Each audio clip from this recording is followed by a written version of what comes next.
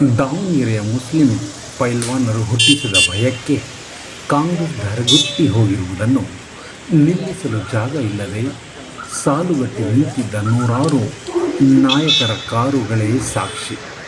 ರಾಜ್ಯದ ಬಹುತೇಕ ಕಾಂಗ್ರೆಸ್ ನಾಯಕರು ಬಾಪೂಜಿ ಶಿಕ್ಷಣ ಸಂಸ್ಥೆಯ ಆವರಣದಲ್ಲಿರುವ ಸಭಾಂಗಣದಲ್ಲಿ ಜಮಾಯಿಸಿ ಬಿರುಸಿನ ಚರ್ಚೆಯಲ್ಲಿ ನಿರತರಾಗಿದ್ದರು. ಈ ಸಲ ಟಿಕೆಟ್ ನಮಗೇ ಬೇಕು, ಕೊಡದೆ ಹೋದರೆ ಕಾಂಗ್ರೆಸ್ಗೆ ಬುದ್ಧಿ ಕಲಿಸುವುದು ಪಕ್ಕಾ ಎಂದು ಪೈಲ್ವಾನರು ಹಾಕಿದ ದಾವ್ ಪೇಚ್ಗೆ ದೆಹಲಿಯಲ್ಲಿರುವ AICC ಕೂಡ ಕಂಗಾಲಾದಂತಿದೆ.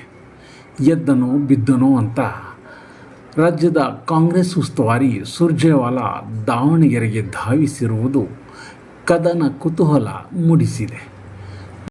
ಮುಸ್ಲಿಮರ ಬಗ್ಗೆ ಅವರು ನೀಡಿದ ಲಘು ಹೇಳಿಕೆಗೆ ಅವರದೇ ಕಚೇರಿಗೆ ನುಗ್ಗಿ ಕೆಲವರು ದಾಂಧಲೆ ನಡೆಸಿದ್ದರ ಪರಿಣಾಮ ಕೂಡ ಇದಾಗಿರಬಹುದು. AICC ಕೂಡ ಇದನ್ನು ಪ್ರತಿಷ್ಠೆಯ ಪ್ರಶ್ನೆ ಎಂದು ಭಾವಿಸಿದೆ ಎನ್ನುವಂಥ ಸಂದೇಶ ಮೊಳಗಿಸುವ ಉದ್ದೇಶ ಸುರ್ಜೇವಾಲಾ ಅವರದಾಗಿರಬಹುದು.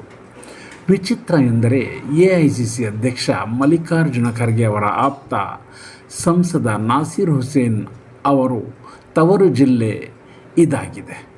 ಇಷ್ಟು ಪ್ರಭಾವ ಇದ್ದು ತಮಗೆ ಟಿಕೆಟ್ ತಪ್ಪಿರುವ ಬಗ್ಗೆ ದಾವಣಗೆರೆ ಮುಸ್ಲಿಮರಲ್ಲಿ ಅಸಮಾಧಾನ ಇರುವುದು ಸಹಜವೇ ಆಗಿದೆ.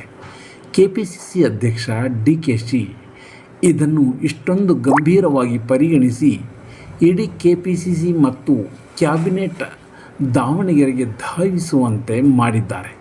KPCC ಪದಾಧಿಕಾರಿಗಳು ಮತ್ತು ಪ್ರಮುಖ ನಾಯಕರು ನಗರದ ಹೋಟೆಲ್ಗಳಲ್ಲಿ ಬೀಡು ಬಿಟ್ಟಿರುವುದು ಜನರ ಗಮನ ಸೆಳೆದಿದೆ.